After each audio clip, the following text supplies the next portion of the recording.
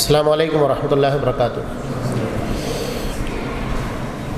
بسم اللہ الرحمن الرحیم وبہ نستعین وصلی اللہ علی نبینا محمد وعلی آلہ وصحبہ اجمعین ومن تبعهم بإحسان إلی یوم الدین وبعد۔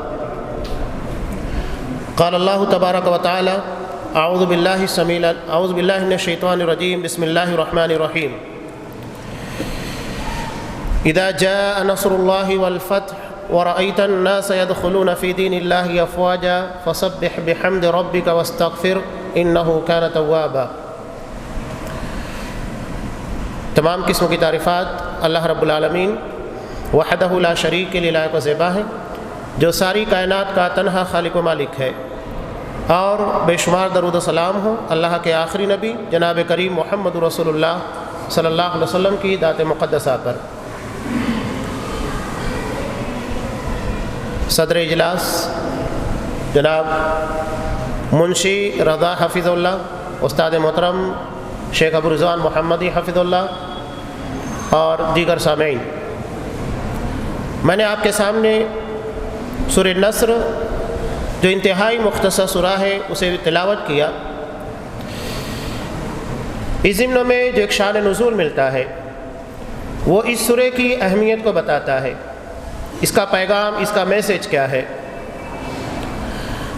حضرت عمر فاروق رضی اللہ تعالیٰ عنہ، ان کی مجلس میں بیٹھنے والے بزرگ ترین صاحب علم افراد میں ایک شخصیت حضرت عبداللہ ابن عباس رضی اللہ تعالیٰ عنہ کی بھی تھی، جو عمر میں دیگر افراد کے مقابلے میں کم تھے۔ کچھ لوگوں نے ان کی موجودگی کے بارے میں اعتراض کیا۔ حضرت عمر فاروق رضی اللہ تعالیٰ عنہ نے اس کا جواب پریکٹیکلی عملی طور پر دیا کہ آخر بڑی عمر کے صاحب علم لوگوں کے درمیان حضرت عبداللہ ابن عباس رضی اللہ تعالیٰ عنہ کی موجودگی کیوں ضروری ہے۔ اسی سورہ کی تلاوت کی، کہا کہ اس کا شان نزول کیا ہے، کیوں اللہ نے اس سورہ کو نازل کیا۔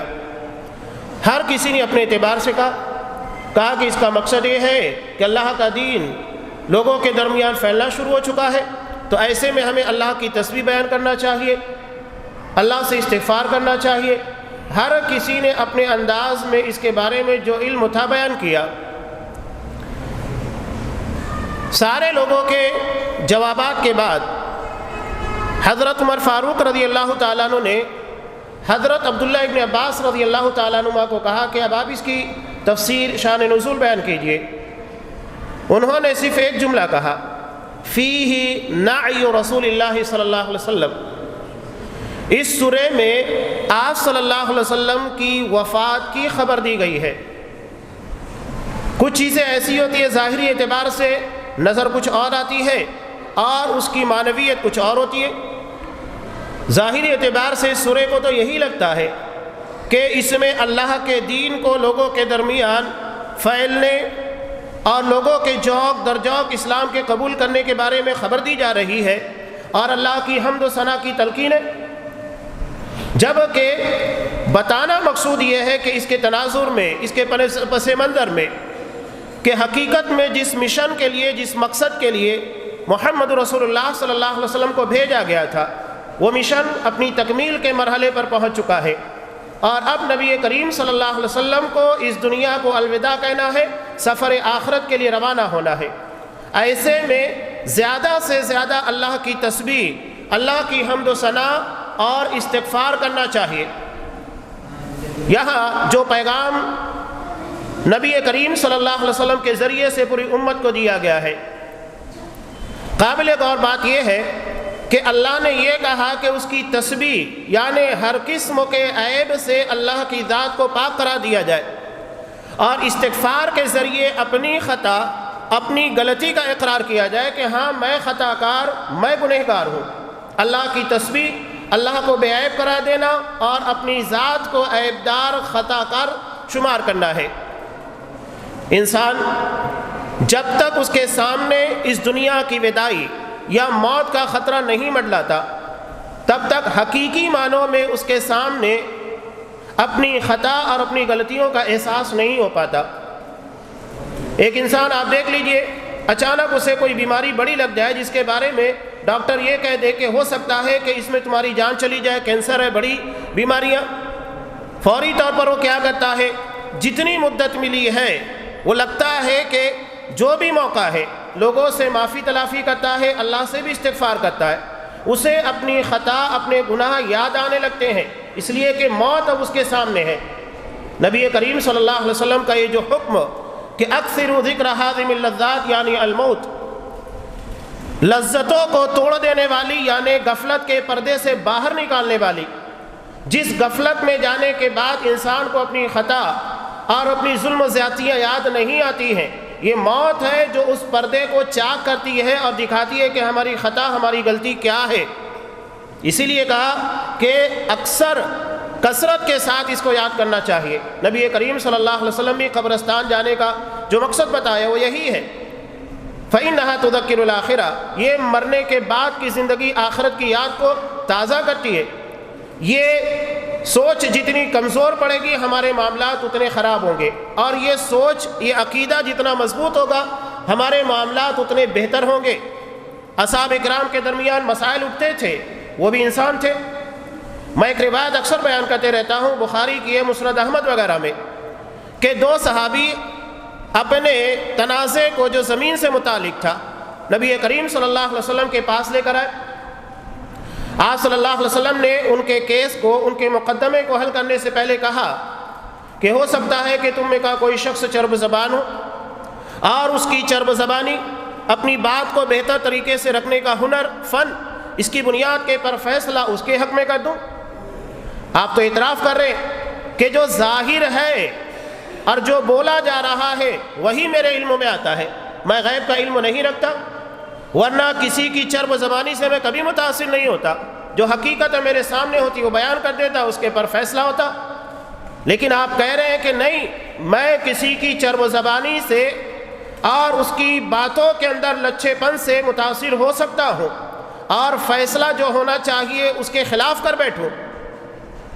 اگر ایسا ہے تو جان لے کہ وہ میرے پاس سے جہنم کی آگ کا ایک ٹکڑا لے کر جا رہا ہے۔ بہت سارے لوگ ہیں جو اپنی چرب زبانی کی بنیاد کے پر فیصلہ جو ان کے حق میں نہیں ہونا چاہیے کروا لیتے ہیں، لیکن حقیقت میں وہ دنیا حاصل کر کے اپنی آخرت کو برباد کرتے ہیں۔ آپ صلی اللہ علیہ وسلم نے جیسے یہ کہا، دونوں صحابی نے کہا کہ اللہ کے رسول زمین ہماری نہیں ہے، نہیں چاہیے۔ صحابہ کو آخرت کی فکر تھی، وہ اپنی دنیا کو تباہ کر کے اپنی آخرت، اپنی دنیا کو آباد کر کے یا کچھ حاصل کر کے آخرت کو نہیں تباہ کرنا چاہتے تھے۔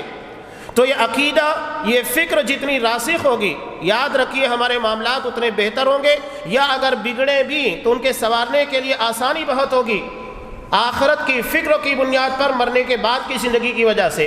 نبی کریم صلی اللہ علیہ وسلم کو یہاں پر موت کی خبر دی گئی، اور موت ایک ایسی چیز ہے، ضروری نہیں ہے کہ یہ آپ کو زندگی کے بالکل اخیر مرحلے میں جب آپ ایڑیاں رگڑنے شروع کر دیں، ارذل عمر کو پہنچ جائے، اس وقت تو آپ کو موت آئے گی، نہیں، موت کبھی بھی آئے گی۔ ایسے میں ہماری ذمہ داری ہے، قرآن مجید نے کہا اللہ کی تسبیح اور استغفار کی کثرت ہونا چاہیے۔ صبح و شام کے اذکار میں بھی یہی چیز ہے۔ اللہ تبارک و تعالیٰ نے حکم دیا کہ صبح و شام اللہ کی تسبیح بیان کی جائے۔ صبح و شام مطلب کیا ہے؟ اگر ہماری زندگی کی شام ہو رہی ہے تو اللہ نے ہماری زندگی سے ایک دن کو کم کر دیا ہے۔ اللہ کی تسبیح بیان کرو کہ ہم نے اس میں جو کچھ کیا اس کے پر محاسبہ کیا جائے، غور کیا جائے کہ کیا واقعی وہ ہمارے آنے والے کل کے لیے، ہماری آنے والی زندگی کے لیے بہتر تھا کہ نہیں تھا۔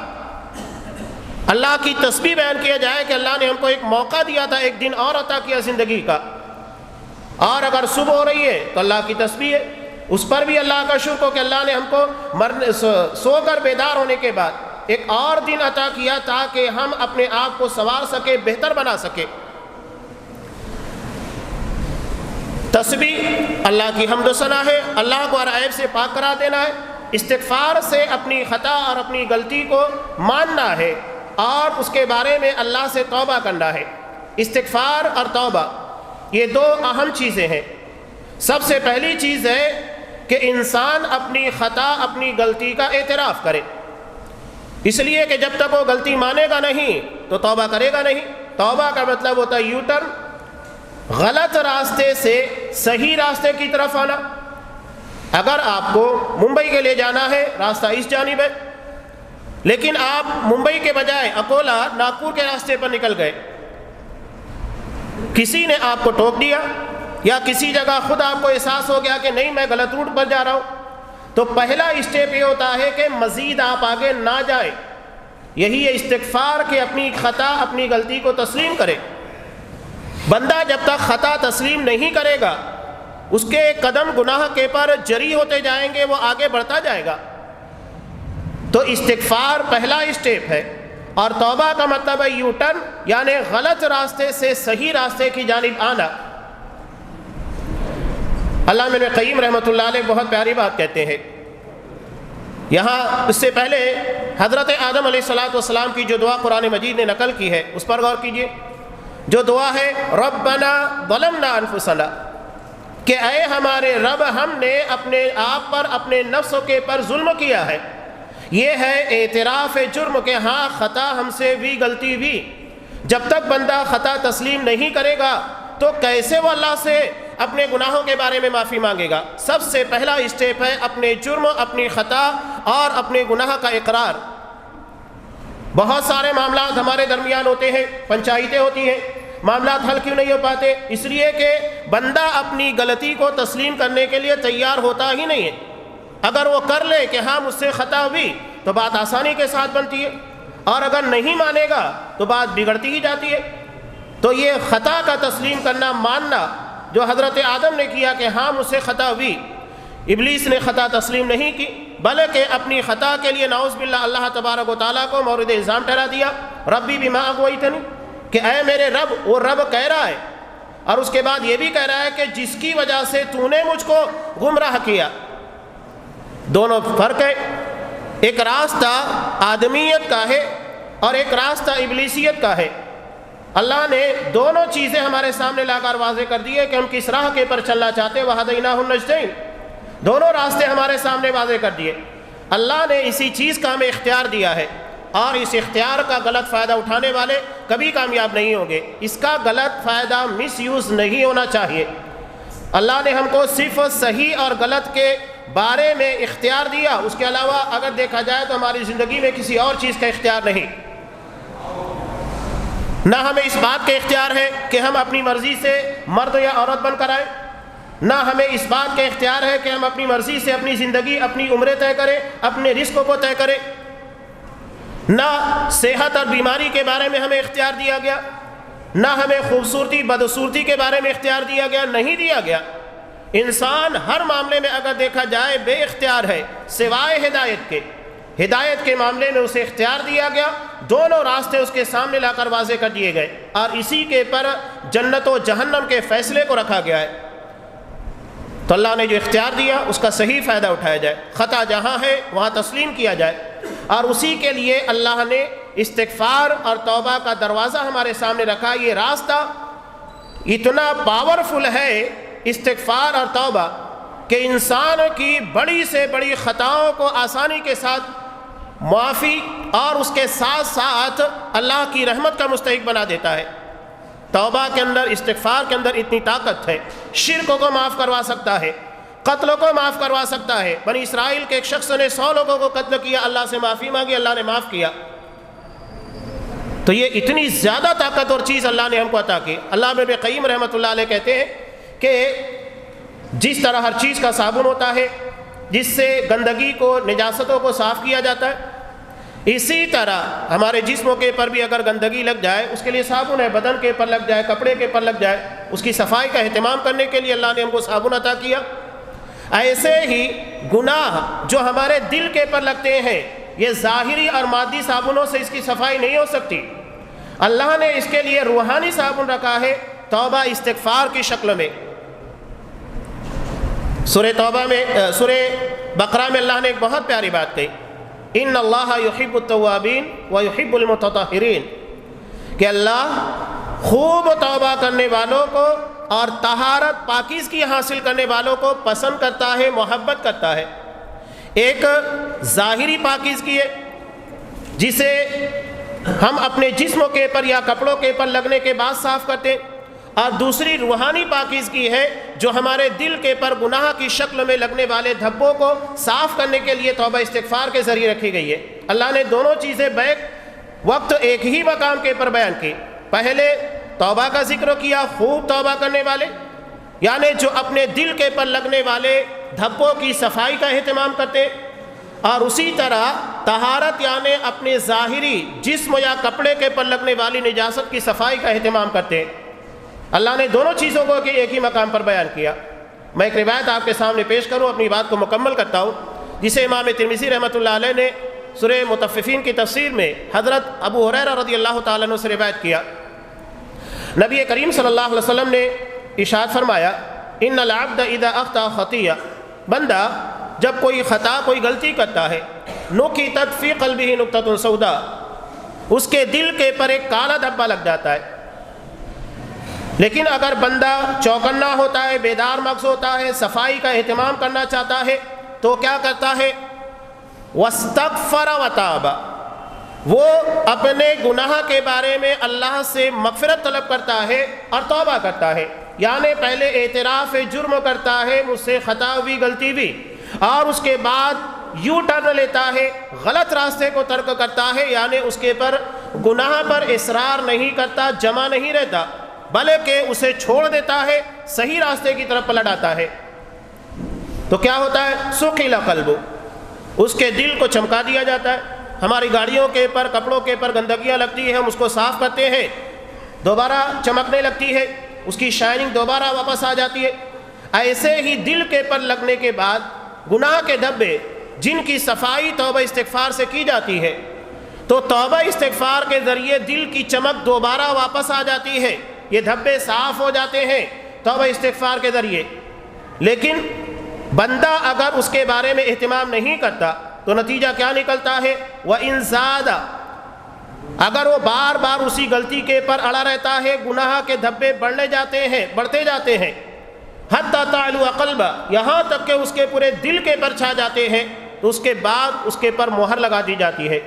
اسی کے بارے میں اللہ تبارک و تعالیٰ نے ارشاد فرمایا، کَلَّا بَلْ رَانَ عَلَىٰ قُلُوبِهِم مَّا كَانُوا يَكْسِبُونَ، ان کے گناہوں کی پاداش میں ان کے دلوں کے پر مہر لگا دی گئی ہے، زنگ لگ چکا ہے، اب یہ ہدایت کے قابل نہیں ہے۔ تو اس موڑ تک پہنچنے سے پہلے اپنے آپ کو بچانے کی کوشش کیجئے کہ دل کے پر مہر لگا دی جائے، سیل کر دیا جائے اور ہدایت کے قابل نہ سمجھا جائے۔ تو یہ اس سورہ کا پیغام ہے کہ موت کبھی بھی کسی بھی وقت آ سکتی ہے، اس کے لیے تسبیح کا کثرت کے ساتھ اہتمام کرنا چاہیے، جس کے لیے ہمیں صبح و شام کے اذکار بتائے گئے ہیں۔ نبی کریم صلی اللہ علیہ وسلم سے بہت سارے اذکار مذکور ہیں، صبح کے بھی، شام کے بھی، علاوہ ازیں آپ صلی اللہ علیہ وسلم کسی جگہ بیٹھے وہاں پر بھی ذکر کیا کرتے۔ حضرت عائشہ صدیقہ رضی اللہ تعالیٰ عنہ کہتی ہیں کہ آپ ہمیشہ اللہ کا ذکر کیا کرتے تھے، تو جب بھی فراغت ہو اپنی زبان سے اللہ کا ذکر کرتے رہنا چاہیے۔ معنی مفاہیم کو سمجھنے کے بعد اور آسانی ہوتی ہے کہ اس کا مطلب کیا ہے، اور اس کے بعد تدبر کرنے کے بعد اس کی گہرائی اور گہرائی کا پتہ چلتا ہے۔ اللہ تبارک و تعالی ہمیں اس حقیقت سے آشنائی عطا فرمائے، زیادہ سے زیادہ توبہ استغفار اور صبح و شام کے جو اذکار نبی کریم صلی اللہ علیہ وسلم سے صحیح سند سے ثابت ہیں ان کا اہتمام کرنے کی توفیق دے۔ آمین۔ وآخر دعوانا ان الحمد للہ رب العالمین۔